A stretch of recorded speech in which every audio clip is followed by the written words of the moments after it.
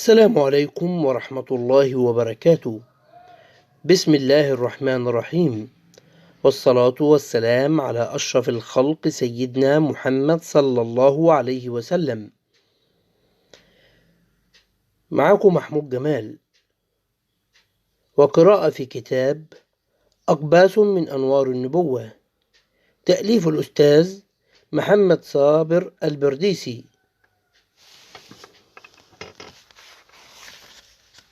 تقديم لفضيلة الدكتور الحسين هاشم، الأمين العام لمجمع البحوث الإسلامية ووكيل الأزهر. الحمد لله الذي أكمل دينه وأتم علينا نعمته، وبعث فينا رسولا منا يتلو علينا آياته ويزكينا ويعلمنا الكتاب والحكمة. وبعد، فإن كتاب أقباس من أنوار النبوة تضمن عددا من الأحاديث النبوية والتوجيهات المحمدية، وتناول موضوعات تعالج مشكلات اجتماعية وأخلاقية، وتنظم أحوال الفرد والجماعة، وهي تضيء الطريق لمن أراد السير على الصراط المستقيم. هي أقباس من أنوار النبوة، مستمدة من كلام سيد المرسلين وأقواله وأفعاله وأخلاقه، تحرك وجدان الإنسان، وتوضح أسس التعبد، وتضع له برنامج الإصلاح، وتصحح له نظام المجتمع بأسلوب سهل وواضح، لا التواء فيه ولا تعقيد، ولا تصعب ترجمته إلى واقع ملموس. ذلك لأن الرسول صلى الله عليه وسلم لا ينطق عن الهوى، وفضائل القرآن قد تحولت إلى أخلاقيات وواقعيات تمثلت في رسول الله صلى الله عليه وسلم، فكان صلى الله عليه وسلم قرآنا يتحرك بين أصحابه. ولا أدل على ذلك من قول عائشة رضي الله تعالى عنها عندما سئلت عن أخلاق الرسول، قالت: كان خلقه القرآن. ولقد تحققت المبادئ التي دعا إليها الرسول صلى الله عليه وسلم بعمله وعمل أصحابه وأتباعه من بعده، حتى أصبحت مثلا عليا تطلع عليها البشرية. إن هذه الموضوعات التي تناولها الأستاذ محمد صابر البرديسي تعالج كثيرا من علل النفوس، وتهدي العقول الحائرة، وتعمر القلوب بالإيمان والحب والخير للناس جميعا. وإن الاستضاءة بهذه الأقباس لتعطي الفرصة الطيبة لبناء مجتمع أفضل على أكمل وضع، وتجنب الناس كثيرا من صور الشر، وتبعدهم عن زائف القيم، وتفيض عليهم من الجلاء والوضوح ما يزيل الحيرة من النفوس، ويؤكد دعم اليقين في قلوب المخلصين. وإن مجمع البحوث الإسلامية إذ يقدم للمسلمين هذا الكتاب أقباس من أنوار النبوة، لنرجو أن يستفيد منه كل مطلع عليه، وأن يجد فيه غذاء روحيا ونفسيا وتوجيها اجتماعيا يمكن أن يكون نبراسا في السلوك الفاضل والنهج القويم، ونرجو الله أن ينفع به المسلمين، والله الهادي إلى سواء السبيل. دكتور الحسين هاشم. بسم الله الرحمن الرحيم. محمد صلى الله عليه وسلم سفينة نجاة في بحر مضطرب. كان الناس قبيل مولد الرسول صلى الله عليه وسلم يهيمون في الضلال، ويعيثون في الأرض الفساد، يعبدون الأوثان ويقدسون الأصنام. عمتهم الغفلة، وأحاطت بهم الجهالة، غمرتهم الهمجية، وملكتهم العصبية، طبعت نفوسهم على الطاغين، وأشربوا في قلوبهم سفك الدماء، يموجون في بحر مضطرب تغشاه ظلمات، غشيت عيناهم فيما يبصرون الهدى.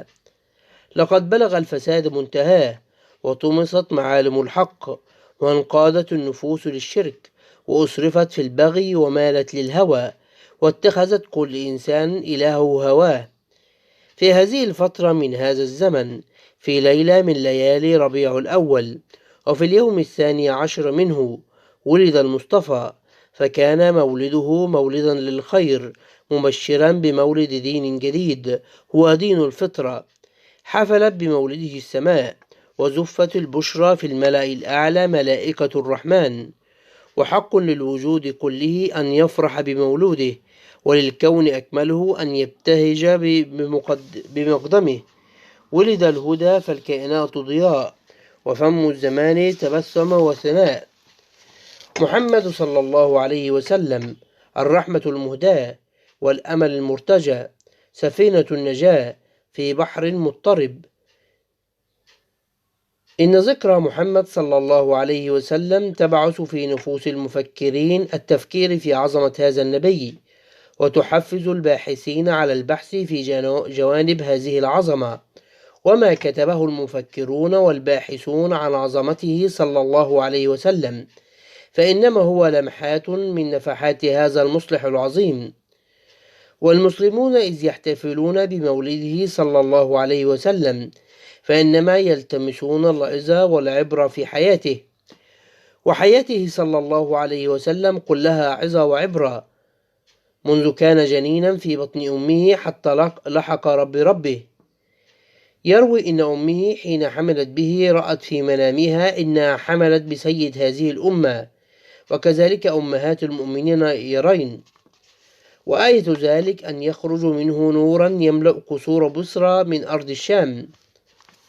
وقد شاء الله أن تدرك أباه المنية وهو في بطن أمه، ولم يمضي على حملها به شهور، وولد محمدا يتيما، فقالت الملائكة لقد بقى نبيك يتيما، فقال سبحانه أنا خالقه وحافظه ورازقه حيثما صاروا أو كان.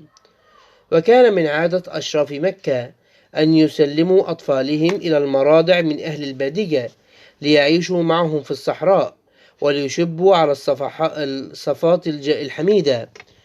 وكانت السيدة أمنة بنت وهب والدة محمد من أكرم سيدات العرب ومن أشرف بيوتهم، وقد رزقت بأكرم مولود.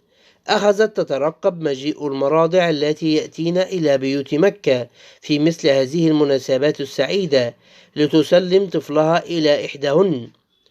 وكانت حليمة السعدية فقيرة مسكينة تعيش هي وزوجها الحارث في خيمة في منطقة قليلة الخير، وطافت بمكة وبحثت في بيوتها لعلها تجد من يدفع إليها طفلا لترضعه، فلم تجد غير محمد، وكان من نصيبها، وقبلت أن تكون مرضعة له على يتمه، فإن ما يدفع لها من المال مهما كان يساعد في الغذاء، فيدر صدرها لبنا تعطيه لمحمد ولأخيه عبد الله من الرضاع.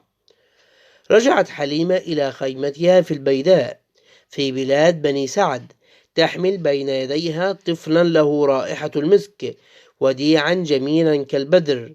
أحست منذ حملته إلى خيمتها بالسعادة والراحة. لقد كان خيرا وبركة على حليمة وعلى زوجها.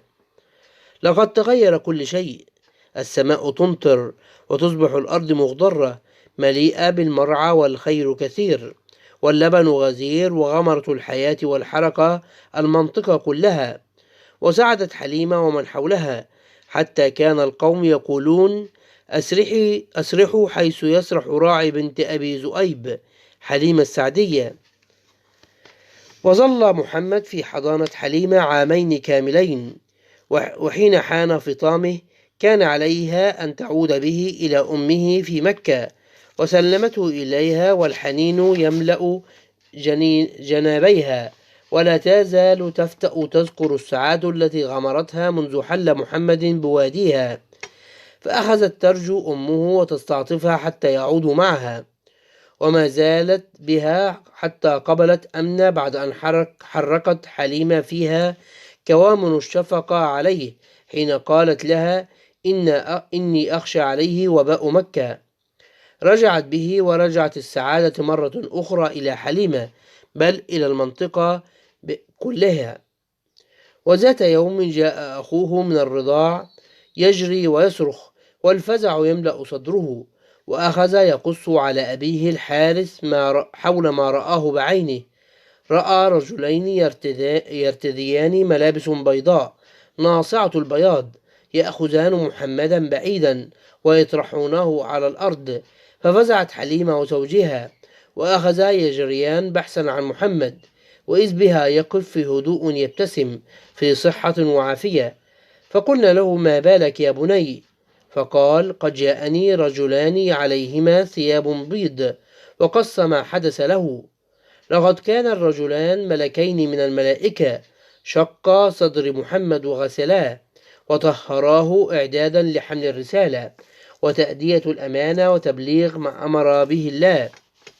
خافت حليمة على محمد وهي أمانة لديها، وخافت أن يحدث له مكروه فتتحمل مسؤولية لا قبل لها بها وفوق طاقتها، فعزمت على إرجاعه إلى أمه وقد كان. وقالت حليمة: ما أقدمك به؟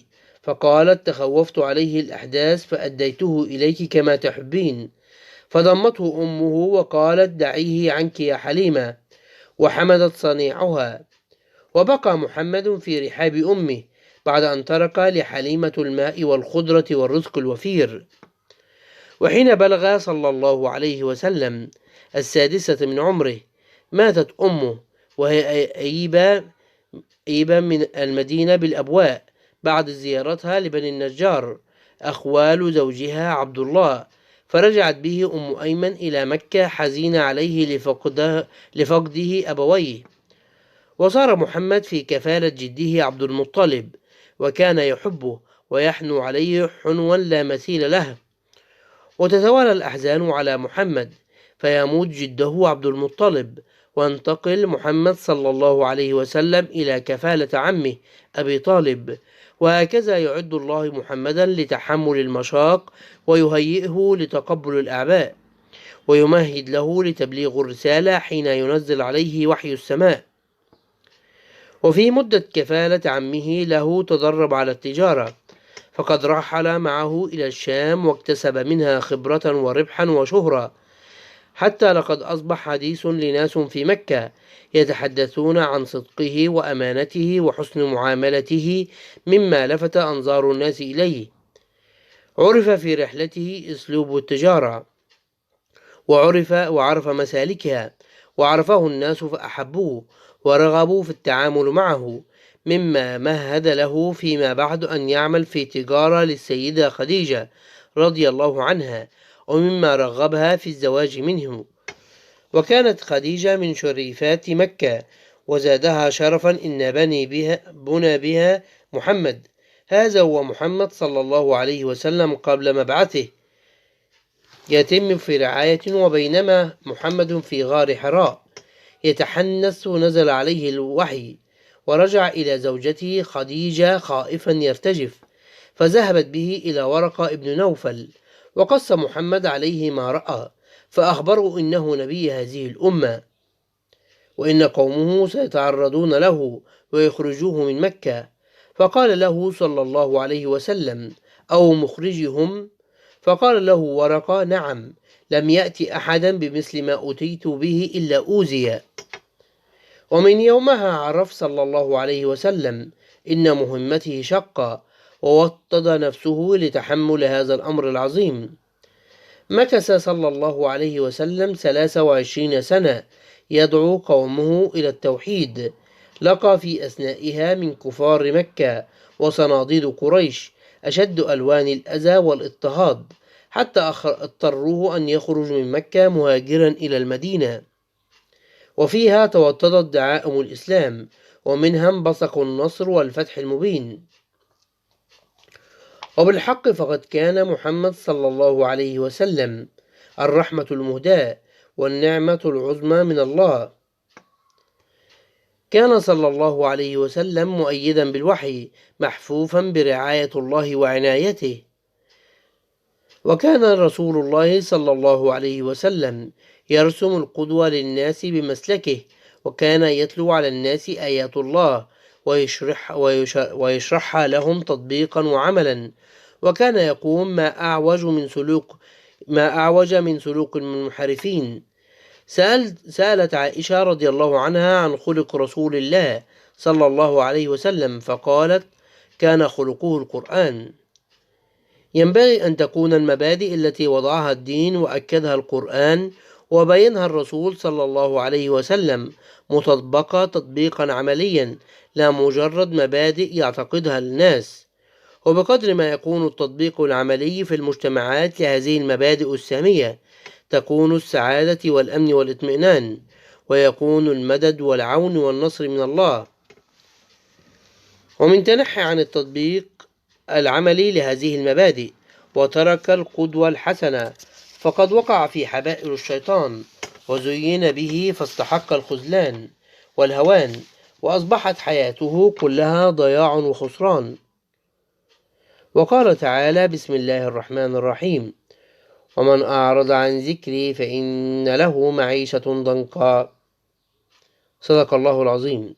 سورة طه، الآية 124. تلك لمحات من الأسرار العظيمة التي أحاطت بحياة الرسول صلى الله عليه وسلم قبل بعثته وبعدها. وفي حياة الرسول صلى الله عليه وسلم جوانب لا حصر لها، وفيها من العظات والعبر ما لا قبل للإنسان أن يلم بها أو يحيط بأسرارها. ولا شيء أنفع للأفراد والأمم من القدوة الحسنة. لقد كان لكم في رسول الله أسوة حسنة لمن كان يرجو الله واليوم الآخر وذكر الله كثيرا. صدق الله العظيم. سورة الأحزاب، الآية 21. ولا شيء أجلب للخير والسعادة من العمل بكتاب الله والتمسك بسنة رسوله، وفي ذلك الفوز والنصر. فهل يتذكر المسلمون في ذكرى مولد سيد المرسلين إن الفضل العظيم والنصر المبين إنما أمد الله به المسلمين يوم أن كانوا متمسكين بكتاب الله وسنة رسوله؟ وهل يعلموا إن ما أحاط بالمسلمين اليوم من الضعف وما لحقهم من الهوان والكروب وما شملهم من التمزق والخلاف والحروب إنما هو بسبب انحلال عقائدهم وجهلهم بدينهم وانزلاقهم في ألوان الفساد وتيارات الإلحاد وبعدهم عن تعليم الإسلام وخلق القرآن، وحسبوا إن في مصادقتهم للملحدين وتقليدهم للكافرين ومجاراتهم لأعمال الغربيين حضارة وتقدما، حيث قال الله تعالى: بسم الله الرحمن الرحيم: قل هل ننبئكم بالأخسرين أعمالا الذين ضل سعيهم في الحياة الدنيا وهم يحسبون أنهم يحسنون صنعا. صدق الله العظيم.